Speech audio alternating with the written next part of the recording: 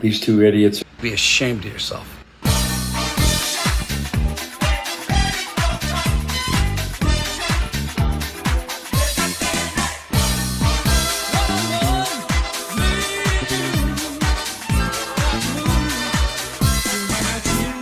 Okay.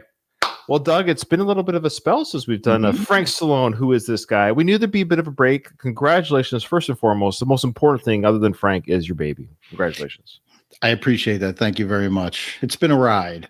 I have another little daughter, and she's got all the newborn colic, gastric issues. So she's reflux. She's got a milk allergy, so we got to get the hypoallergenic formula and everything. So it's it's been a ride.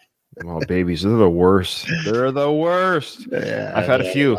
Yeah, you have. Yeah, more than most. And I've got some grandbabies coming too, actually. So I'll be able to do this all again with the grandkids. Imagine that at the ripe young age of 40 something. Well, yes, I'll be turning 50 just a month after one of them's born. But I'll be a 50-year-old grandfather. Whew, that's crazy, eh? God bless you, brother.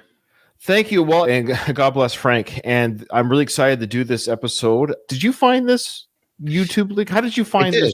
How did you come across this? Well, in light of our last episode, I think we did the Sam Roberts interview, right? Was that the last one?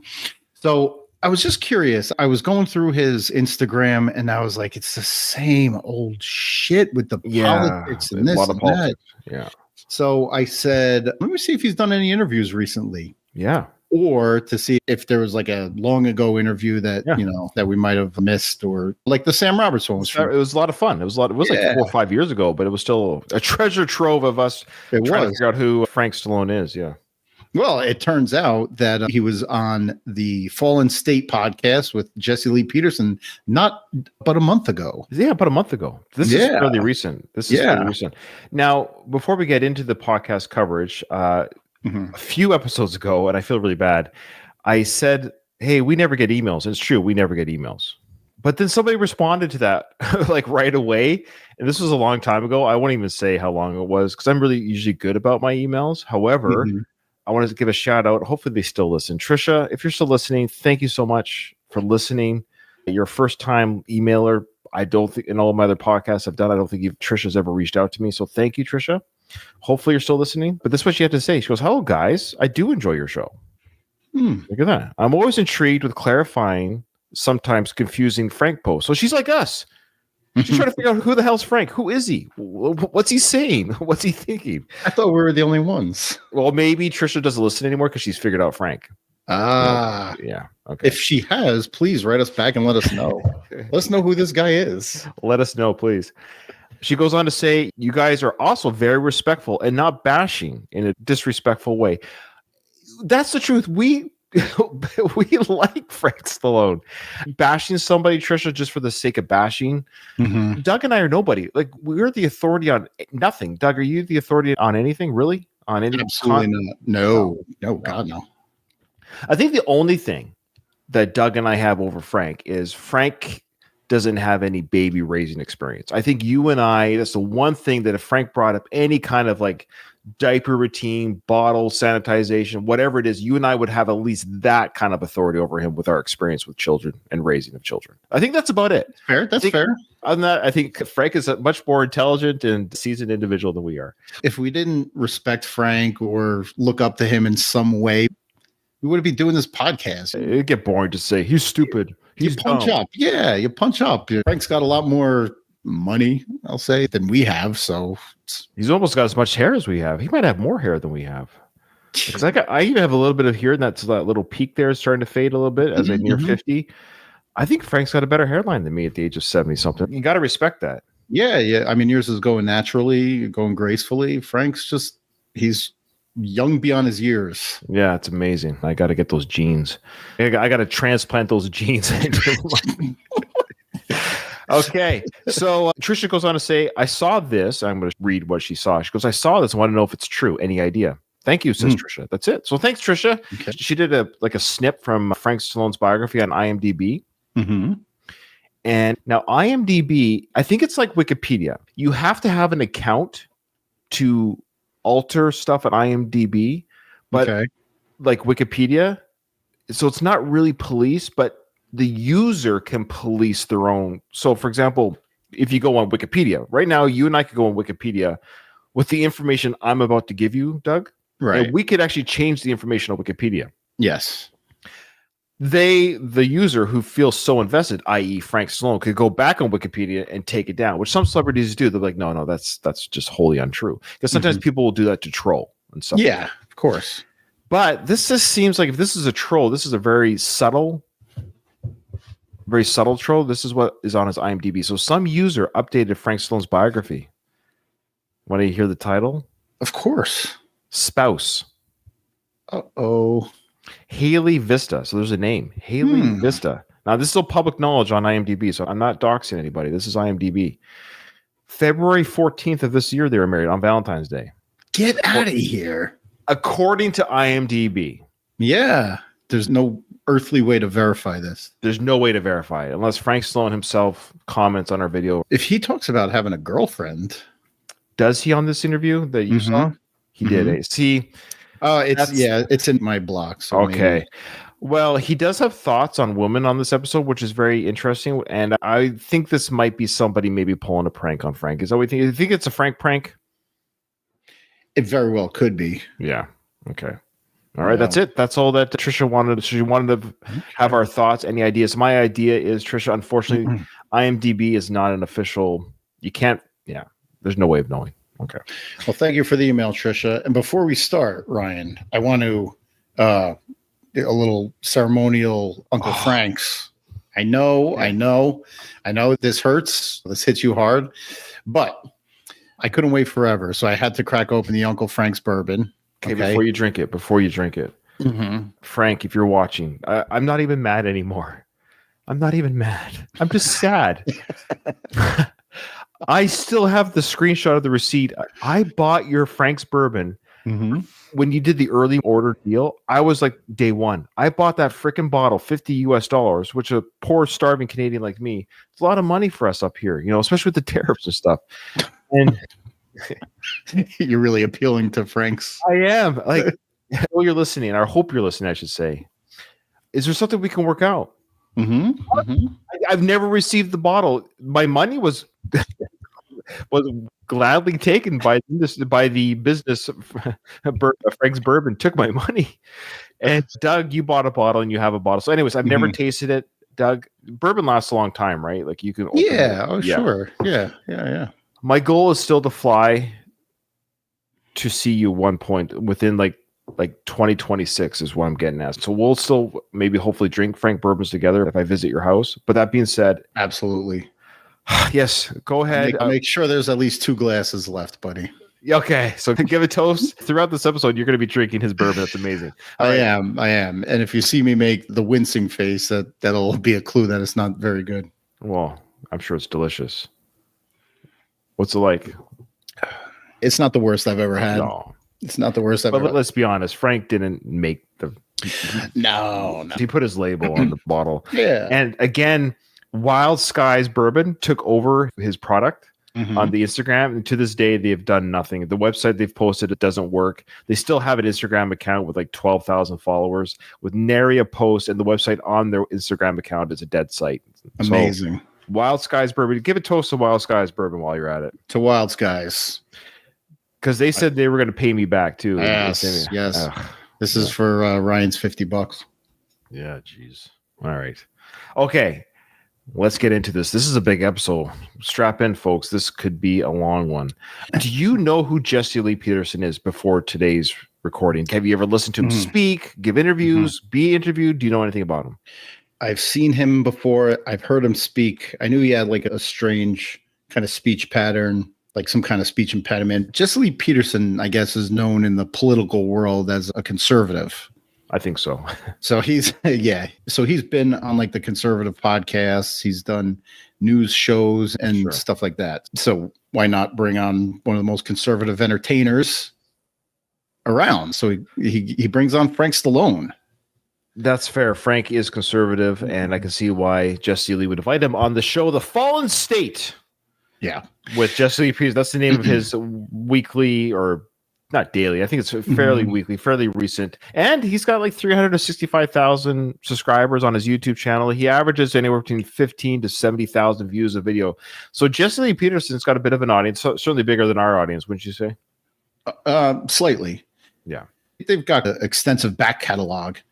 But from what I've read about Jesse Lee Peterson is he was born in the Jim Crow South, and somewhere along the lines, he learned to stop playing a victim. Oh.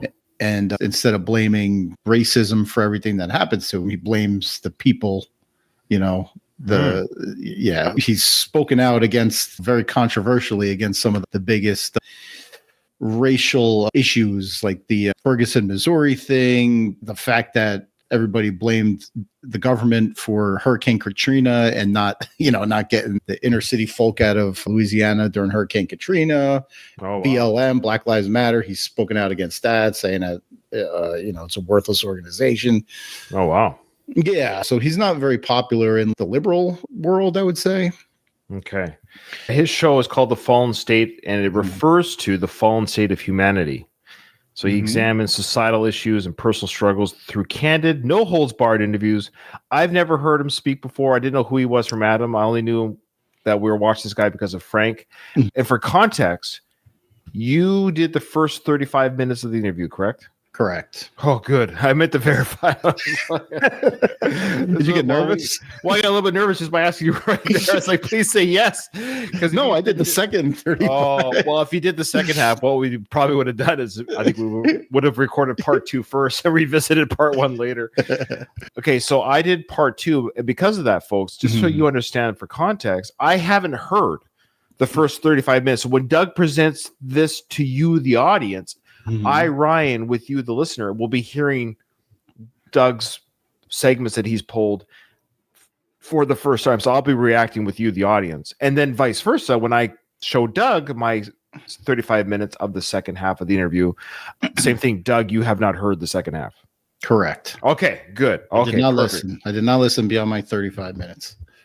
Okay, so I think without further ado, we just have to get into it. So what is the first spot you want me to get to? All right, right off the bat. Okay. So the fact that you said, okay, so I dropped the needle at the 35-minute mark, and I'm like, oh, I'm already time stamping. Like this.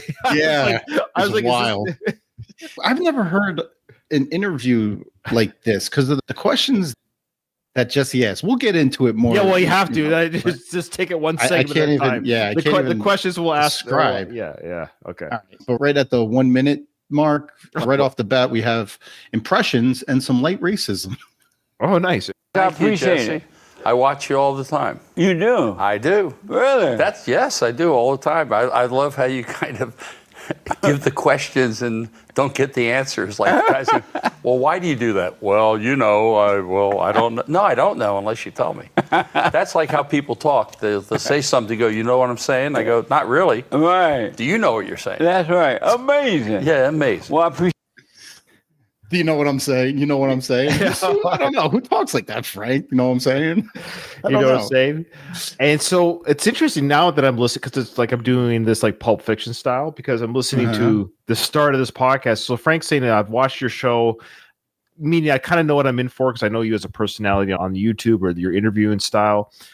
And he's like, people don't know how to answer your questions. That is a running theme throughout this, through my second half is Frank's question and answer is very interesting. Okay. And the funny thing is, and we'll see it as we go forward, Jesse Lee, JLP, whatever you want to call him, doesn't let you off the hook. No. If he doesn't get an answer that satisfies him. But we'll continue. At 1 minute and 58, topical commentary on his personal connection to immigration and family's artistic genes. Father was a hairdresser. Italian immigrant from the old country, legally. And of course. Yeah, everyone was a barber or hairdresser. So he's got to, right off the bat, he's got to bring it to a topic that is pretty raw in society today. So it's immigration. My father came over here from the old country. Legally. He's got to emphasize that, but carry on. Yeah. Don't worry, Frank. Your blood's not tainted. You're fine. ICE isn't coming after you. Yeah, right. No birthright citizenship here. Yeah. It wasn't like we grew up like in the artsy fartsy world where we went to Juilliard and stuff. We just God blessed us with. You mean you're not a professionally trained musician? Nah. Exactly. With natural talent, and we just worked upon it. I mean, I started singing at 6. Yeah, I was going to ask, how did you get into singing and acting? Well, I just started singing. I was always singing around the house, and people seemed to enjoy it. And then when I turned 15, people seem to enjoy it. The audience of who? Your dad and your brother who visited on the weekends? Yeah, he's 6 years old. I started singing when I was 6. Yeah. Who thinks in that kind of scale? You didn't start singing when you're 6, Frank. No. Everybody sings the Twinkle Twinkle Little Star. Yeah, when they're roll, 6 years roll, old. roll your boat gently down the stream. And nobody's looking at young Frank Stallone singing "Row, row, row your boat," saying, Yeah. "Oh my God, God has blessed him with this huge talent." It's like a track star who wins the gold medal at the Olympics, and like, when did you know you could be a runner? Well, when I started walking, I just knew. I just knew that these little legs would take me. It's like asking an actor, like, where did you get your start? Well, I was in the school play in first grade. Yeah. Or an author. When did you know that you could write a book? When I read my first book. Yeah, okay. Yeah. All right. I turned professional. You know, I had a rock band and stuff like that, and I've been doing it ever since. That's amazing. I love how Jesse, Frank's telling me, I know I've been rocking it for 70 years and I've been in bands, I've been playing. And Jesse, in his mind, he's thinking, I've never heard a gosh darn song you've ever played. Who are you? Who is this guy? Such a gracious host, though, isn't he? Yeah, That's amazing. Yeah. The sentence was kind of cut off in the middle there, though. But he says he started singing when he was 6. He became a professional singer at 15. Oh, that's right. Can't forget that. Yeah. You and I at this point can start writing his biography. I know, dude. It's like every interview and our listeners he does like a greatest hits. You know, well, at this age and stage in his life, that's what you go for, is the greatest hits. That's right. Brothers and sisters? I have an older half brother who passed away. I have Sylvester, myself, and I have a brother. I had 2 sisters, one who passed away, and I have a younger brother. My father decided to have a child with his wife when he was 77. Nice. So I got a brother in his 20s. He's really excited that Frank's dad's pecker worked at that age. He's like, oh, yeah. He's like, I'm almost there. Mine's broke. Oh, man. But just so you know, for context, there you go. For context, Jesse himself is 76. Oh, here we go. So it was close. Yeah. So did you know that he had that many siblings? I knew he had the older brother. We've talked about it. Isn't there that one younger sibling that he has? What was his name? His Dante, I want to say. Dante. I think it's a Dante. Yeah, something like that. But I didn't know he had sisters. He had 2 sisters. I didn't know about that. I think they're half. I think they're half as well. I think it was their dad that spread his seed pretty good. Yeah. I don't think they're full sisters. They're okay. I just thought it was interesting talking candidly about his siblings a little bit, ones that weren't Sly. But at 3:43, my note here is who influenced whom? Oh. So did Sylvester have any influence on you becoming an actor or singer? Well, no. If people see my documentary on Amazon called Stallone Frank, that is, he Bingo says card. in the show, he goes, Frank was the first guy with the talent doing stuff. Oh, okay. He goes, okay. I know. You got your Frank Stallone bingo card out? Yeah, that's right. I was first, says Frank. Yeah, it doesn't matter that you were first. It's who was best, who gave the best product. Like your brother wrote Rocky. Enough said. I mean, how do you top that? You don't. You can't keep saying that you had the talent first, whatever you think that means. You showcase it. Sly also had that innate authorship talent, obviously at a young age too. He knew he was going to write the first time he wrote his name in grade school. Right. I was the guy, because he was kind of always getting in trouble. My mother said, I can't wait till you get famous so you can help your brother out. Boy, those tables turn. Amazing. Right. Yeah. At least he admits it. All right. I'm not entirely sure what question is referring to, but at 4:12, it's just the question. It says, is this question a joke? I think with Jesse, I don't know if he asks anything that's a joke per se. Yeah. Are you surprised, now that you look back on it, are you surprised how well you've done? look at Frank's face. I got to screen capture that for the thumbnail. That's the thumbnail. Thank you, Frank. Oh, it's perfect. Let me just get that. And how well you've done. I got my thumbnail, Doug. All right. Good. I don't even think I cared about the answer. I got it. The answer. Wow. Yeah. The answer was next. Are you surprised? Here's the thing. He should say, if my brother never existed, then I would be very surprised. He there's only one reason why I have any iota of success is because the question should have been, am I surprised Rocky got made? Because that's why I'm here today. Yeah. I'm grateful. I practice gratitude, what I have. Of course, you always want to be maybe the bigger rock star, the this and that, but that comes with a lot of extra baggage too. You know, I love it. Bingo. Of course I wish I was a bigger rock star and had shows and concerts. I had no manager. But that comes with entourage and money and more houses here. I like living the simple life. I've made peace with the fact that I'm not Bruce Springsteen. I thought he was referring to the fact that the external forces that prevented him, he's saying being more famous. Actually, he's not wrong. Being more famous just comes with more stuff. He can walk around more than Taylor Swift can in public. You get what I'm saying? Okay. All right. So he's just saying, yes, I wish I could have been a bigger rock star, but the price to pay is your lifestyle does change a little bit. You can't go out. Interpreted the answer a little bit. Maybe I am. At 4 minutes and 53 seconds, my note here says, what's your impression of the world? Oh, great. That's a great question, Jesse. Great question. And what's your impression of the world? Well, here's an old saying. I said, when you leave the U.S., you're camping out. Yeah. I mean, this is people just... What will? The conversation leading up to this was, have you been all over the world? Sure. And but is he saying his music has taken him all over the world?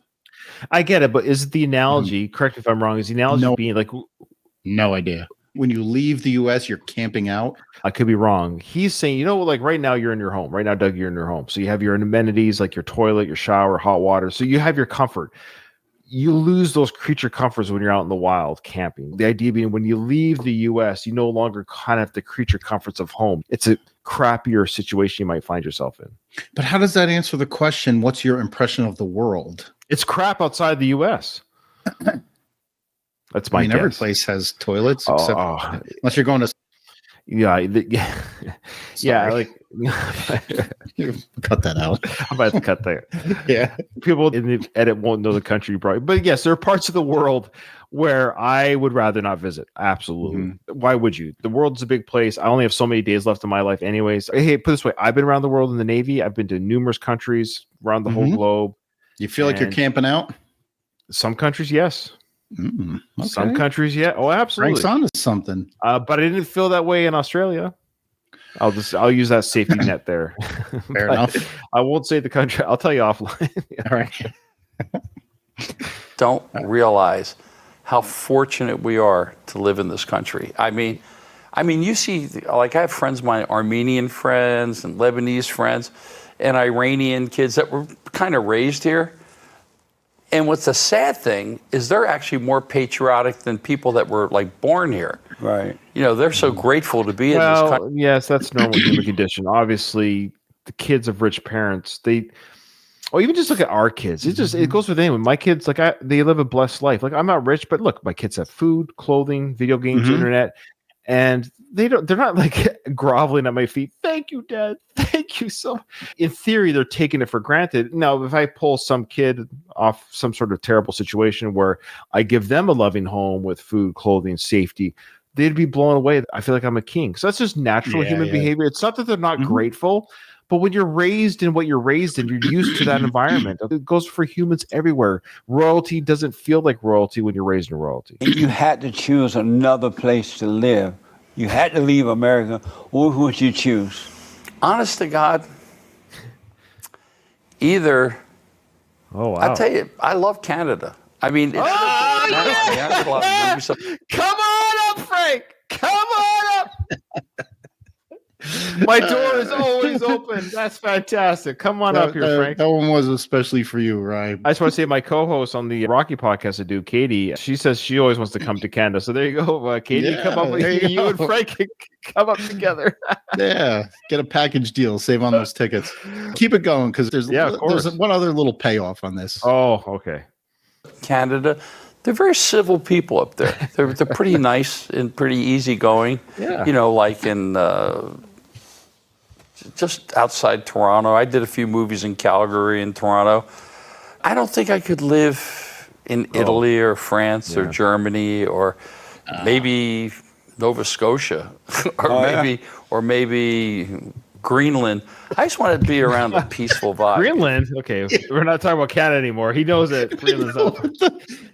Greenland is uninhabitable, isn't it? I don't know. I think he didn't know Greenland existed until Trump started talking about it. yeah, that's probably true. It's funny. But I think parts of Greenland are uninhabitable. But I think he might have been referring to Iceland. Yeah, I don't know what he meant by Greenland. That's funny. Yeah, okay. But I was like, Greenland? What the hell? All right, so at 7:54, we have Frank's take on marriage. Oh, great. There's more marriage talk on my half, so it's a topic that comes up again. I've had friends of mine that have gone through 4 marriages. All right. And they got nothing, and it's terrible. I mean, on top of losing probably a lot of their finances or whatever they made, the discord with the kids and stuff like that, it just causes a lot of problems. Amazing. Does she obey you? Oh, wait, that's a whole nother. Okay. But he's talking about discord with the kids. Hey, Frank, why don't you fix your own house before you start talking about the problems in other people's? Yeah, we did mention child raising and stuff. The reality is, it's public knowledge. Frank does have a son. And I always find that weird. And this is probably my biggest question to you if I ever interviewed Frank is, how do you make peace with, what's the word I'm looking for? Basically, you have to figure your own crap out before you can espouse wisdom. Exactly. That just goes without saying. He could talk about guitar work and guitar making, playing. I don't know how to play the guitar. So if he tells me, hey, you're holding the guitar wrong, cool. He probably knows what he's talking about. But if you start talking about how families are in disarray and stuff, Yeah. Well, you kind of just got a little tidbit of it, but he's talking about Frank's girlfriend. Okay. Oh, good. So Jesse comes up with this question. Amazing. Does she obey you? Obey me? Yeah. No, she's got her own mind. You know, she's smart, but she's very kind. No, she's just a very decent person. You know. But she doesn't obey. Oh, she obeyed. I don't think that's a wrong word. I don't know. Obey. I give credit to Jesse. He's a character. I don't know how much of it is entertainment purposes. I think he probably believes what he's asking and saying. He buys what he's selling, right? Yeah, sure. That's fine. He's very old school. We get it. Man's the head of the household. Women should be, But to Frank's credit, this is interesting. Frank makes us laugh, and that's the thing. But to Frank's credit, he comes off pretty good in this interview. Yeah. For my second half, because he handles this Jesse guy with these questions that are very pointed and very. You have to be brave to come on the show because you're going to be answering questions that are very trapping and leading. If he asked me, "Do you obey your wife?" I would have to be quick on my feet. I'm pretty sure I could navigate this interview to some degree. But to Frank's credit, there's not very many sound bites where he traps himself. He actually was pretty good about handling these questions. 100%. And even here in my notes, I write, I'm impressed with the way Frank's handling it. Because, and he does this a couple of times. Like he asks the same question. I'm not sure what answer he's trying to get out of Frank. Oh, Jesse wants Frank to say that he is the leader of the house. The wife obeys him. He doesn't obey the wife or the girlfriend. I have a theory why Frank's like this in this interview is because Jesse himself is a pretty talented interviewer, though he asks very clickbaity type questions. Yeah. But that's the style of the show. He's like a conservative Howard Stern. It's Christian, the Christian version of Howard Stern. There you go. He asks hard questions and doesn't let you off the hook if you're dancing around it. We've seen Frank in other interviews with other podcasters that aren't very good at interviewing. So funny enough, when Frank is focused and this guy will beat him with the questions 3 to 4 times in a row till Frank finally answers with something that doesn't get him in trouble, mind you, where Jesse will move on. What I'm getting at is Frank seems to do better when he doesn't get to steamroll. If he's able to steamroll over the host and become almost like an entertainer, and he's like, oh, they would just want me to dance for the interview. Frank gets himself a little bit silly in trouble. It makes great for sound bites for our show. But ironically, when he's on this show where this guy squeezes Frank actually looks good as a guest. It's weird. Yeah. Okay. Yeah, I was impressed by it. And throughout my half of this interview, we see it a few more times. And we just get along, kind of, get along good. She's not like some of the people I've seen out here. Right. You know what I mean? Yeah. But she doesn't obey. She doesn't or does? Does she obey? I don't know what that means. You don't know what it means to obey? Do you mean, do I give her orders? No. Does she obey you? No, I think she loves me. I don't know. You do? Yeah. Then she must obey then. I guess, if that's how you interpret it. I mean, it's tough. Like, Frank comes off very good here. He doesn't look flustered when he keeps getting the same question. He doesn't get flustered once. He'll actually say, like, I don't know what you're asking. Not like, I don't know what you're trying to get out of me. He's like, well, if you think love is obeying, then there might be a few of our listeners who just want us to roast Frank at the sense of rake him over the coals. Look, we've done our fair share of that where he's presented that to us on his Instagram and stuff like that. When, wears shirtless coverall posters or pictures, but in this situation, and I don't know if it's an act. I don't think it is. In that he's not that good of an actor. So I think he handles these questions. They keep coming as the interview goes on. We got to give credit where credit's due, and he stays calm and relaxed the whole time, even when he's getting the same question. Yeah, the wheels are spinning in his head, but he doesn't lean up in his chair and say, "What are you asking me? What do you want me to tell you?" He doesn't attack. That's probably the way that I would have handled it. Maybe I would have just been like, "Well, no, that's how I would treat this interview." I would just be like, you're asking me if I say we're going to McDonald's and she wants to go to Burger King, we're going to McDonald's because that's her obeying my desire of going to. No, that doesn't happen. We dialogue big decisions in our house. Absolutely. He's looking for that. He's looking that you have the final say. Right. And so how do you deal with the hell in her when it comes out? Not very spiritual, very kind. Really? Yeah. No. She must be from the old school. From old school. Right on. Yeah. Decent. That's why. Yeah. Decent, practices gratitude all the time. Right on, man. The thing is, I've had girlfriends before. It's very difficult to be in this business and somehow be grounded. I think it comes from, like we see these bodybuilders, but at one time they were either really fat kids or skinny kids. So it's all an inflation, right? Like walking around like this, I think Jesse comes from within. It does. I think kindness and goodness comes from within. Another solid answer to how do you deal with the hell that in her or whatever it was he says. I don't know what kind of gals old Jesse dates, but damn, Jesse, they obey you and they got hell inside them. All right. Yeah, I think he's been burned a couple times in some relationships, I think, or something. This note here says very interesting question. And being an entertainer, do you or did you ever have a big ego? Well, I think you have to have a certain ego. My ego was more based on wanting to be good. So your ego was never bothered. Okay, that's good. He just talks about the difference between a big head kind of ego or just an ego where it's inside you where you want to do better. Which sure. I don't know. Sure. Ego means ego, Frank. You know what the hell he's asking. Yeah, I try to be a good podcaster, have fun. That's my ego. I don't want to be an embarrassing podcaster, which might be too late for that, Doug. All right, at 10:38, we got another question and another good answer. So when you would be out and if people didn't recognize you, how would you feel about that? Nah, I think maybe when I was younger, a little bit, but no. Actually, as I'm getting older, it's kind of nice when you get recognized once in a while. Not like I don't think I could have dealt with what my brother went through, when Rocky came out. It was madness. Okay, so okay. You've never dealt with what Sly has dealt with ever, and Sly still does. He can't walk. Are you kidding me? Just wait. He doesn't get Rocky or Rambo anymore. Sly, continue. What? Just continue. If Sly walks down Hollywood Boulevard, he's going to be swarmed by people. I mean, can you imagine like the Beatles, Elvis? There's everyone in the world knows who you are. Right. There's not a place in the world you can go where they go, hey, that's this. Hey, but he told me, he goes, no one calls him Rocky and Rambo anymore because the Tulsa King, such a big hit. They call him Dwight. I go, that's weird. That's the name he has. The thing. He says, because streaming on TV now is actually bigger than movies.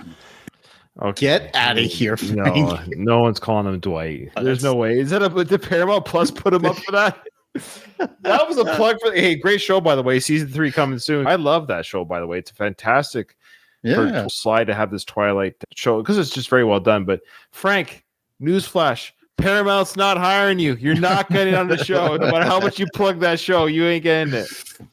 Yeah, he doesn't get Rocky or Rambo anymore. He gets Dwight. Get out of here. Yeah. He's plugging Paramount Plus. He wants to get on that show so bad. Yeah, that's what it is. Man, I don't know what he plugs harder, Paramount Plus or his hair. All right. There's always a grift. At 11:37, I got Jesse asking the hard questions. Oh, here we go. Oh.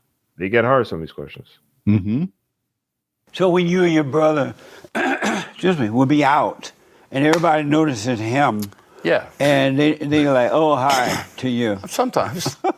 Yeah, that's like it's You go okay. like, what the? Yeah, man, what's going on here? No, but yeah, and some pipe, I swear to God, I've had some. Are you okay, Frank? He's choking the hard truth out. Of course, look, again, of course, you see Stallone in the airport or outside, he would overshadow a lot of celebrities, let alone his brother Frank. No offense, Frank, of course. Like, even if you two were together, I admit I might be a little bit more, hey Sly, how you doing? Oh, Frank, hey, cool. Right. Take you back. Yeah, cool. My brother, and he's told me to go, you're Frank's brother, aren't you? And he gets like all like, what? Yeah. But he's 78. Yeah. Okay, whoa. There is no way. Oh, come! I gotta stop. Is he trying to tell me that someone has literally gone up to Sly with Frank not being there and says, "Hey, sir, yeah, what's up? What do you want? You want my autograph? No. I just want to confirm you're Frank Stallone's brother." Yeah, I am. Do you want to? No. I just want a confirmation that Frank Stallone is. There's not a universe in the universes where someone has gone up to Sly saying you're Frank's brother. Get out of town. I was laughing my ass off. I love when that. I heard him say that. You got to be. I'll tell you what it was. That was Sly giving Frank a Christmas gift. Sly probably told him that story. Make him feel good. There's just no other way. I'm sorry. There's no way somebody. Well, because how does that work? How would that actually work? You recognize that's Stallone. Why would you bring up your Frank Stallone's? Like, you know who you're talking to. So why would you even have to say that? It doesn't make sense. There's no world in which that happened. Frank was offended by the question, so he had to make up a scenario where it was the opposite. It's as simple as that. Speaking of the Beatles, it would be like somebody going up to Paul McCartney and say, "Hey, you play guitar for Ringo?" Yeah, right. Are you in that band with Ringo? Yeah, exactly. 12 minutes and 34 seconds. Sorry, I'm still recovering. For that. I knew you'd like that one. Blaming others. Why? No. You sure you got the right Frank here? Or? Any regrets? Well, I think I had regrets, Jesse, because I think I was too trusting and naive when I was coming up, when I should have just cut bait, with some managers I had, because they were like friends. I said, friendship really has nothing to do with this. You're still my friend. But as far as the business end, you're inept. Yeah. And, like with agents. Yeah, that's basically just him blaming his poor management, why he's not bigger. Yeah. Do you have any regrets? Yeah, my regrets were that I trusted bad people. Look what Jesse's doing right now with this channel. He gets 15 to 100,000 views on a video. He doesn't answer to anyone but himself. He's not part of NBC or CBS or any of these other affiliates. He has his own TV show called The Fallen State Podcast. That's all you get. Frank, pick up your guitar, compose an original song, put it on YouTube. People will listen to it if they want to. If they don't, then the product sells. You don't need managers anymore. YouTube alone, you can have a whole career just doing YouTube music. People do it all the time. When people talk about regrets, they talk about it in a sense where like, it's other people's fault. Like my regret was that I trusted the wrong people. Like when you talk about regrets, you're talking about something within yourself that you've done or that you've felt or thought or said that you wish you could take back. That's a regret, not regretting trusting the wrong people. That's not a regret. That's a bad business move. It happens. Yeah, it's kind of sad. The regret should be more of family and friends than I'm not a bigger rock star. You're right. Right. Yeah, exactly. Exactly. 1343, talking about being late. Should never be late. Ooh, that's why. Yes, because I find it a sense of disrespect. Yeah. Like, like Frank Sinatra, I remember I had dinner with him a few times. He was always early. And his theory was, I'm Frank Sinatra. If I'm here early, what's your problem? What's your excuse? Yeah. If I can be here early, I got a million things going on. What's your thing? And he would never talk to you again. Like if you stood him up or showed up like 20 minutes late, you're done. Out. All right. Yeah. Oh, yeah. The two Franks. Oh, man, I would have paid good money to see those two Franks having a conversation. A couple of times, had supper with the old blue eyes there, Yeah, but you could say that about anybody. He just had lunch in the same restaurant where Frank Sinatra was once. Oh, and no offense to the late great Frank Sinatra, snooze fest, by the way. Is that it gets to the point where you're so early, then you're actually late, if that makes sense, because it gets to the point where just what time do you want to meet? Right. But if it's say 1 o'clock, but you're there at 12:30, well, I was here at 12:30. Well, then say you want me here at 12:30. Don't keep pushing the time to the left to the point where I don't even know what time I'm supposed to show up. Just tell me when you want me to be here. Yeah. Anyways, it's a simple concept. Yeah. 14 minutes, 13 seconds. We talk about hobbies. Oh, nice. And so when you are not getting attention or not in a movie or not singing, just on the street, all alone in a room by yourself, do you feel empty, like something is missing? When I do or don't get attention? When you're not getting attention, you're home by yourself, you're not singing anywhere, you're not performing, nobody's around but you. No, does it feel like something is missing? No, because you know what, Jesse? I have so many hobbies. I'm one of the most renowned boxing historians in the world. Right. Mm-hmm. So I have a major collection of boxing going back from the 1880s.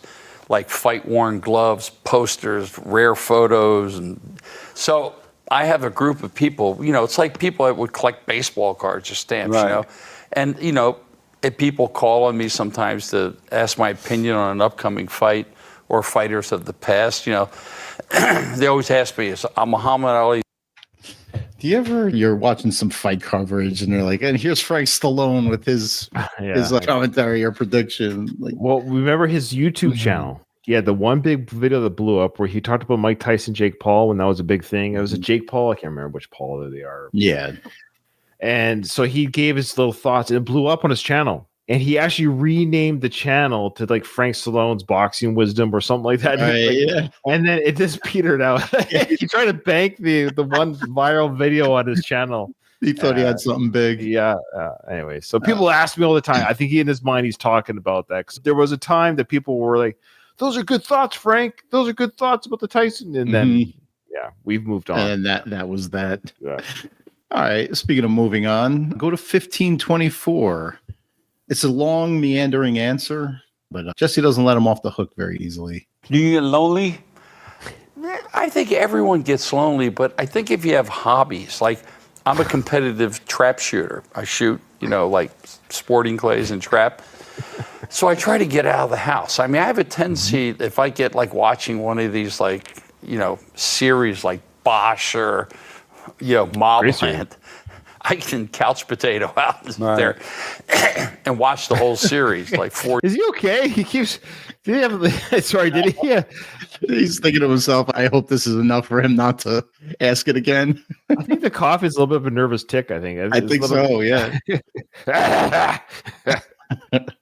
For years of shows, So I have to motivate myself. So do you get lonely? Yes, you get lonely. I think everyone gets lonely. I think. But how about you? I do. At times, you get melancholy. Like you think about. Okay, yeah, that Enough of happens on that, my but- side. Yeah. It's funny.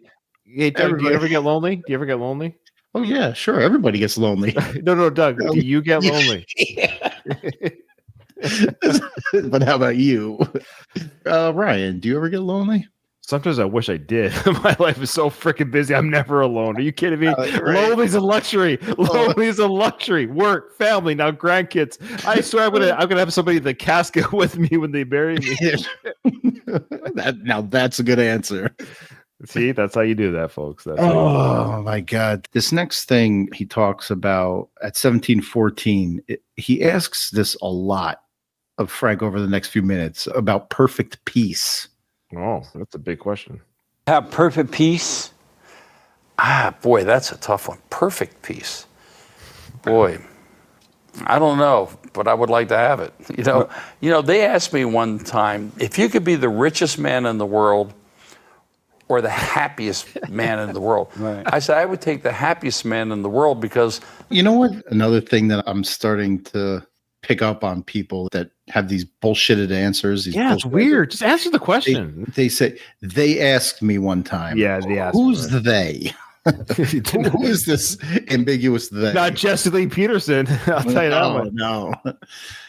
Before we continue, we might have to do this in 2 parts, which I don't mind doing because I don't want to rush it. We could release this as part 1, even is what I'm getting at. So let's make this in 2 parts. Okay. So that way we don't rush your. So yeah, keep going. Okay, here we go. Next one. 1807, more perfect peace with another name drop. Oh, nice. Yeah. Do you believe it's possible to have perfect peace? Boy, you know, Jesse, maybe I think everyone would have a different kind of perfect peace, but I think I think what's missing in today's world, and I don't want to sound like my parents, is faith. You know, I mean, people mock the church. We had a meeting last year with the Pope. Pope Francis. So, Doug, can you have perfect peace? No. Yeah, exactly. No. It's okay. I think that's the thing with Frank is anytime he's asked these questions, he's afraid to say, like, I don't know, or does your wife obey you, or does your girl? No, she doesn't. There's just no way she would do that. I love her. I don't want her to, but to answer your question, no, she doesn't do what you're asking. Next question. Right. That's it. Just own it, or whatever it is. Can you have perfect peace? Not really. I think perfect peace will come when you're dead. But all of his answers are these long, meandering things. You know, you know what I think is missing in this world? Faith. Like, he didn't ask about faith, Frank. No. Well, because it segues into the Pope that he met the Pope last year. Oh, yeah, that's the segue. Yeah, but I have way too many worries on my mind and stuff going on in my life that perfect peace is impossible. It's a luxury that. Sure, I'm sure there's people there who meditate and stuff, but even that's a finite moment. Yeah. Just driving to work is like, like. Anyways, he's like, I think you can achieve perfect peace. So Donald just chimed here on our chat here. He goes, "If we had perfect peace, Doug, you would lose your job as a police officer. You're a police officer, right?" That is true. Yes. Hey, me too in the military. I'm in the military, so yeah. Right. I've always said I would be thrilled if they closed down the military. That'd be great. Imagine that. If we reach world peace where the militaries were closed down, that'd be fantastic.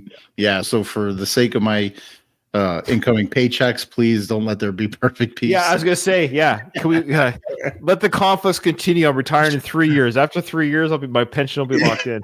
There you go. I got a feeling we're gonna have wars for a few more years. You don't say. At 1913, we got "Be happy with what you have." Oh, okay. Frank must be thrilled. Mm-hmm. Don't mess with Pope. Nah, you know what I mean? We have an idea, but I'm going to hedge my bets. You know what I mean? What? Sorry, I know it's a little bit before, but he's talking about being heaven? faithful. Yeah. Hedge his bets. Oh, come on. That's such a. We don't know for sure if there's a hell, but I'm gonna believe in Christ and follow. Can you believe God in case? Can you believe you're pulling the wool over God's eyes? Like that's how you get into heaven. This is what. Don't get me started on religion. There's a God up there who he hears this talk like, oh, really? You're just avoiding hell. That's your worship. You're avoiding, like, you think it's avoidance worship. Hedging his bets. It's not, you're not getting God's good graces that way. Yeah, I know. Like, oh, anyway, don't get me started. Religion. Oh, man. So do you believe it's possible to have perfect peace? Yes. We're back. Okay, so holy smokes. He does not let this one go. But the problem is, in between all these questions about perfect peace, Frank has these he's a storyteller. Insufferable long answers. Non-answers. So why don't you have it? Well, I'm working on it. I'm working on it, Jesse. But how are you working on it? Yeah, well, how? I think the idea of being happy with what you have, because so many people have nothing. So many people are terminally ill. They're living, hand in mouth, paycheck to paycheck. And for what I have, for what I've done, I'm pretty grateful. I mean, it could be a lot worse. I don't have to be the richest guy in the block. Right. But it could be a lot better, though, Frank, couldn't it? Yeah. Frank is the type of guy that instead of looking at what he has on his plate, he's looking across the table at what the other guy has on his. And what they don't have, I've never based my peace or happiness based on the wants or desires of other people. I guess what I'm saying is I take no joy, pleasure, or peace knowing that people suffer. I hate that. I hate that idea. Yeah. Of course, I'm grateful that I have a home, my children are safe and secure, and there's not tanks rolling down the street, of course. But to say like, we could be living in another country where that's a daily way of thinking that I can't do either. Like, you just be grateful for what you have, but don't say it's because people are dying in the streets either. I know what he's saying. Yeah. I get it. But it's the idea of two extremes. He has a very blessed life, yet he is so envious of what his brother has. Oh, it's insane, dude. I hope I have your health and money when I get to that age, because he's able to fill his time with endless whatever's podcasts, Instagram posts, skeet shooting, hunting. Dude, you're actually living the retirement dream. Like what Doug and I are working for daily, grinding. We are like, no offense, Frank, but we're grinding like our days out. To get to where you are, where we could maybe go golfing, skeet shooting, hunting, fishing with our grandkids. You should just literally be saying, I am blessed. I'm thrilled. What a pleasure to be here today. Boy, isn't it great that Rocky was a hit, because I just wouldn't be here without it. Let's just be honest. And a few people kind of like my songs. That's pretty cool. How you doing today, Jesse? Yeah. That's it. Right. That's it. It's a simple principle, I think. Go to 20 minutes, 47 seconds. Let's talk about why Frank believes in God, and he explains the miracles of life. I mean, I'm not a medium, but I believe there are certain things that are miracles. I think our body is a miracle, our brain, how everything works. I think things that... The fact that you have a career... It's actually a miracle.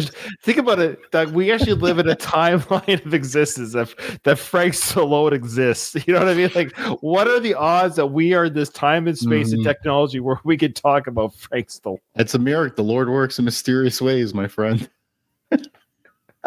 Holy smokes. These animals and stuff, it just didn't come out of a Cracker Backs jock. You know what I mean? What? What was he? What was the jocks? What cracker? He meant, you know what he meant to say? a cracker Jack box, the toy that you get. Actually, it sort of did. It's called the Big Bang. It didn't come out of a Cracker Backs jocks. It wasn't a Cracker Backs jock. Is that what he said? Yeah. Cracker Back. Let me go back. A Cracker Jack box. And stuff. It just didn't come out of a Cracker Backs jock. You know what I mean? A Cracker Back jock. No, that's for sure, because it didn't come out of something that's never existed before. He doesn't address it. He doesn't try to correct himself. You got to move forward. Moves on. So, well, maybe it's one of those Mandela things. We're going to go online afterwards to find out it really has been called that all this time that you and I have been wrong. We're on the wrong timeline. We're on the wrong timeline. You know what's funny? I was listening to this while I was like kind of doing other things, and then when I heard something interesting, I would just you multitask listening to this. And so I was listening, and I heard that. I said, "Wait, what did he say?" So I went back and I listened again, and I was like, "Did he he was trying to say Cracker Jack box, right? So I listened again, and I was like, what a buffoon. Yeah, I love it. Yeah, that's awesome. All right, what do you got next there? You know, and that's why I believe in it. And sometimes it's really funny when I go, like when I take my walks, the church around my corner, the door is always open. If I'm taking my walk, I always pop in. I just pop in, get into a pew, and say my Our Fathers, and then just say prayers for my family and for people that have gone by, and thanking God for keeping me healthy, and I'm not, I don't have some tragic or horrible disease and things like that. So, do you think he actually does? We saw the one Instagram video. Remember, he's outside the church. I think that's the one he's talking about. Yeah. He says it's always open. He goes for his daily walk, so he's theoretically doing it every day. Yeah, when I walk past, I stop in, I pray for those that gone by. And is he not obsessed with the fear of terminal disease? This is not the first time he's mentioned it. Yeah, he wants to live forever. Now, to his credit, he goes to the gym, eats healthy, looks great for his age. I get all that. His hair naturally looks great, of course. And it's a little bit of Christian virtue signaling because he's on a Christian conservative podcast. So he's showing the audience, I pray for my family, my enemy, and I'm grateful. I get it. He's catering to the audience of the show that he's on, the show that he's a God-fearing man. That's probably why he dropped the name of the Pope as well. That's fair. 2156, blessed. Oh, wow. Right. And they and still having the time to thinking about ripping people off in the street or surviving, and just that they discovered something that was always there but was never pollinated. So if you believe in God now, why don't you already have perfect peace? Holy smokes! He's obsessed with his perfect peace. Holy Jesse, we're back. I would just answer, that's the journey, Jesse. That's the whole journey. I would even say maybe I do have it, because it's like saying how much salt is too much salt, right? At some point, your salt level of whatever is different than mine. So maybe, Jesse, maybe I have it now. Because I'm here with you now on a comfortable couch in an air-conditioned room, wearing a $5,000 watch.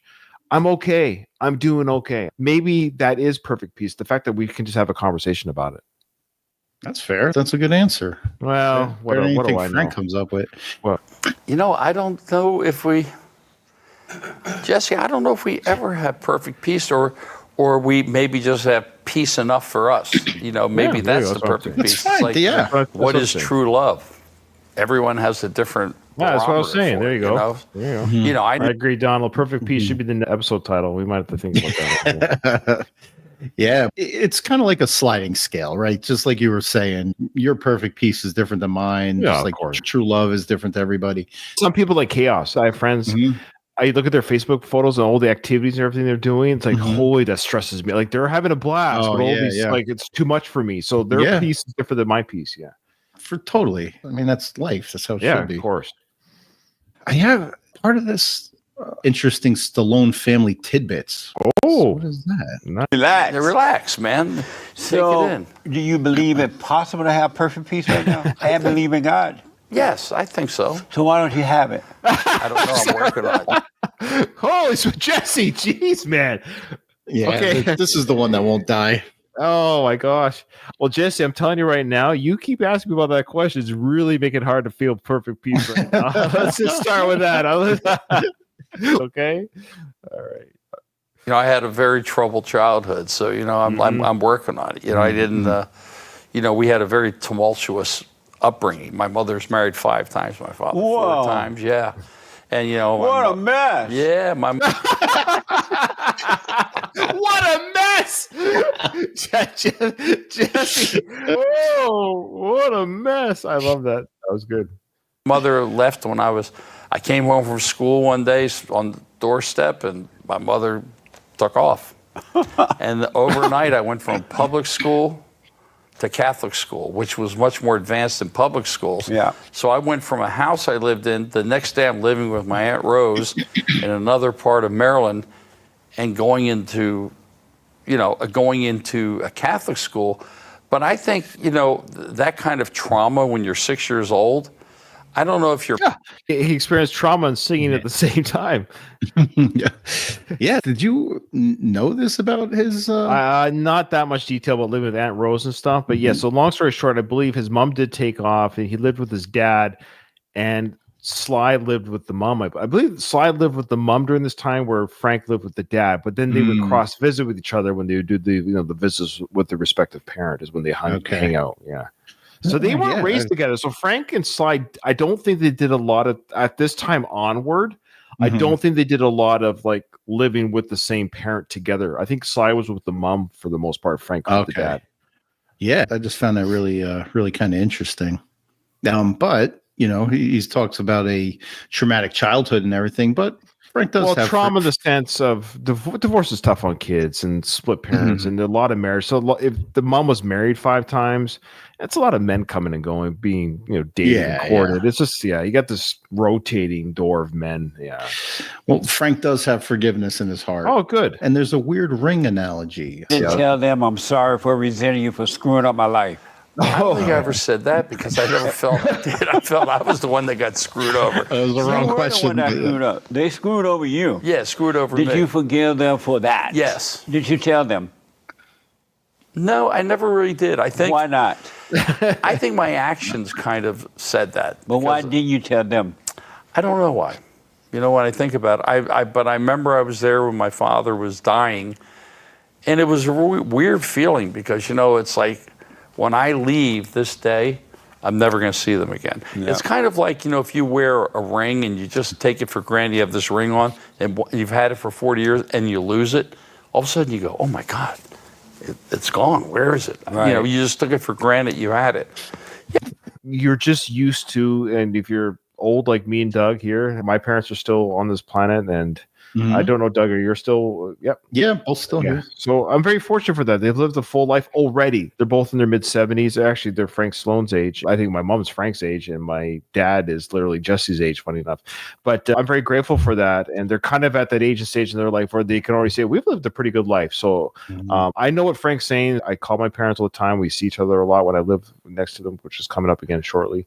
Long story short, you're right. There will come a time when it ends. And so you should make sure you say, so Frank, I would give that advice to you. If you have any family members now that you're still, make sure you say hi. And so you have no regrets later. No regrets. That's right. And that way other people can forgive you as well. It was really poignant when he said, my dad was on his deathbed, and the last time I saw him, I walked out of there knowing that this was the last time I was ever going to talk to my father. Like, that's very, very poignant. It really makes a statement and everything. But then you go into this weird analogy about wearing a ring for 40 years and then you lose it, and they're like, I took it for granted. I get what he's saying. It's like, it was a part of me for so long, now it's gone. Yeah, but he could have left it at that statement about his father. I thought it was very like a deep that was better thought. That was a better one. Just saying, at least you got to say goodbye, because a lot of people don't get to even say goodbye. They just get a phone call. Oh, dad passed away, right? Yeah, right. All right. My final clip, it's one of those where Frank starts talking, right? He just starts going without any clue to where the direction that his statement is going. But this whole time, it's like a 2-minute answer where he really says nothing. Love it. So how you create a thought. Number one, tell me the number one, first 2, 3 step of how you create a thought. Look at Jesse.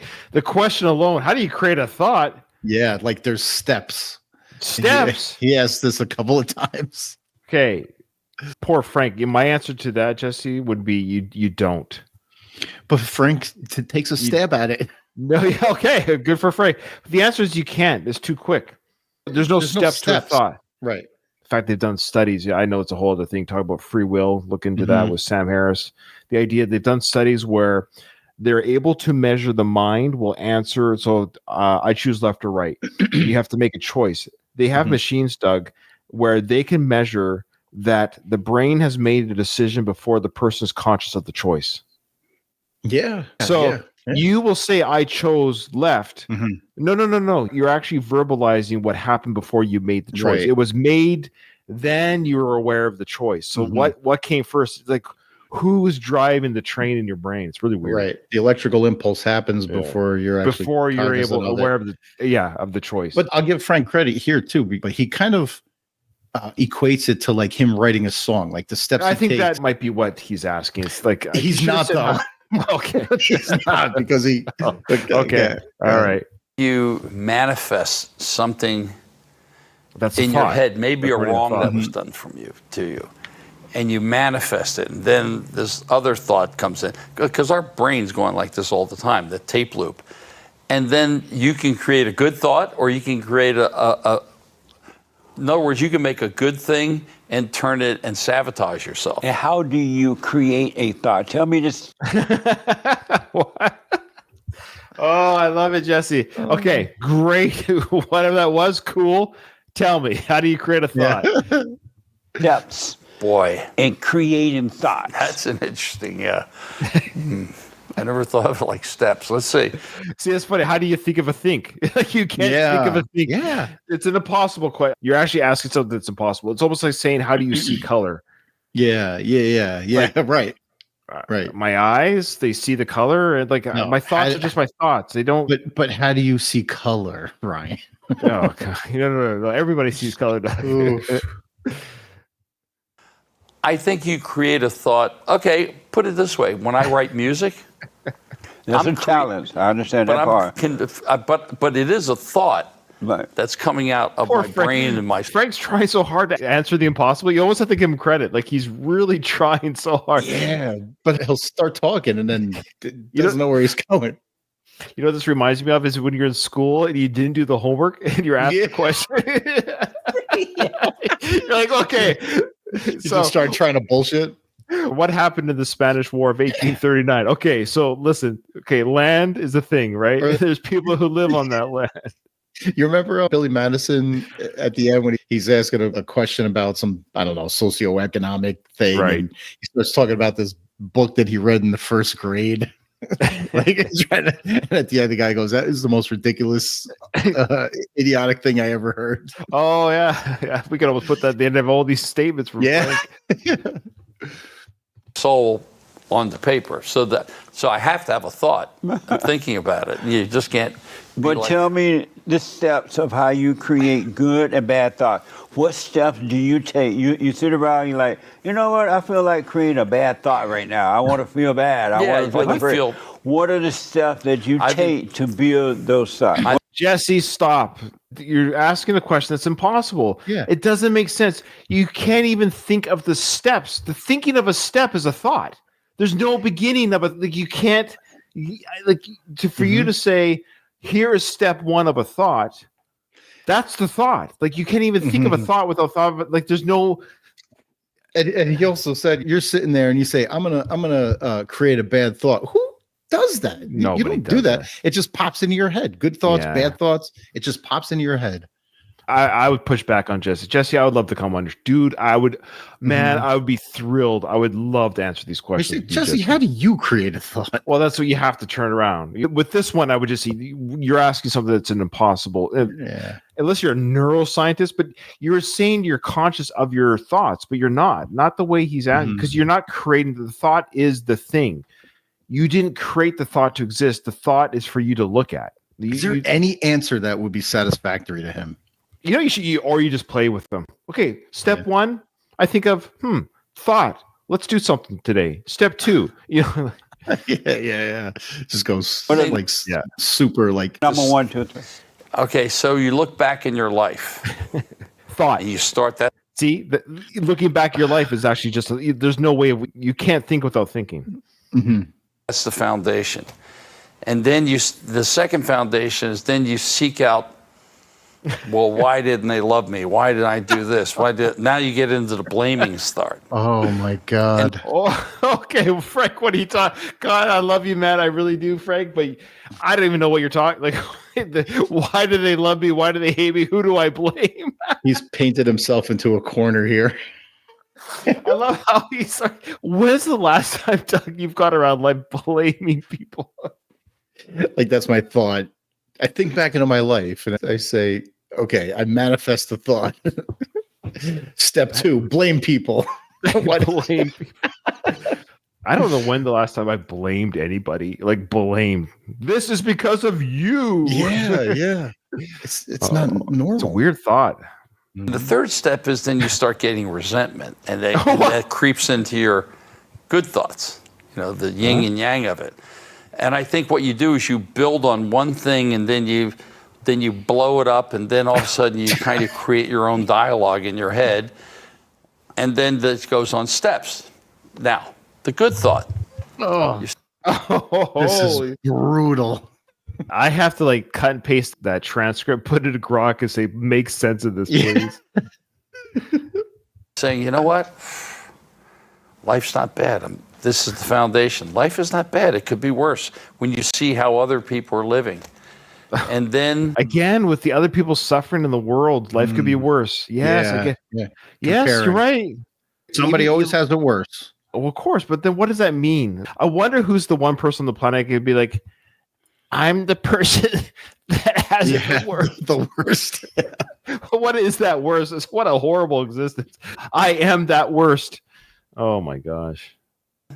You investigate more about maybe how people are not living as well as you, which kind of then comes into you say, I'm really grateful and happy. And I think, that's sad.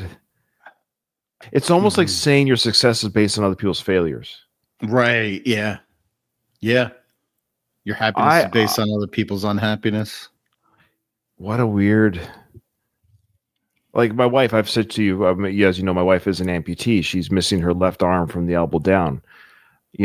I'm really happy that I have two arms because my wife has 1.5. I'm really grateful that I have two arms when my wife has 1.5. I'm really grateful for my two arms. I think the third one is like what you were saying is forgiving, letting things go, and just kind of take care of yourself. And when you say you look back, wait, is that the end? We're at 35. Yeah, this is where I kick in. Okay, so folks, if you're listening to this, we did edit out, or maybe I'll keep it in for the purpose of the fluidity because it doesn't start this way. Yeah, we're gonna make this part 1. This is gonna be part 1. This is too big. Part 2 will be my clips for Doug to listen to, for you, the audience, to listen to. Don't go ahead, folks.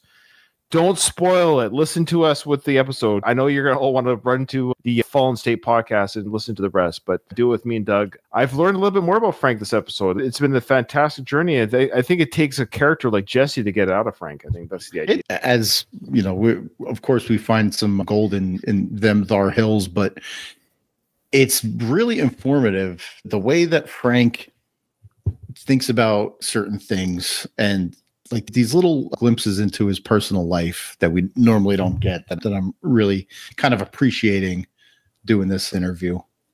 Awesome. Thank you so much for joining us for part 1 of the Fallen State podcast with Jesse Lee Peterson and Frank Stallone is a guest on that podcast. Part 2 will be out a week and a bit after you're listening to this on your earbuds. So thanks for joining us, everyone. So I think all these shows are going to start falling by the wayside because I think people just don't want to hear it anymore.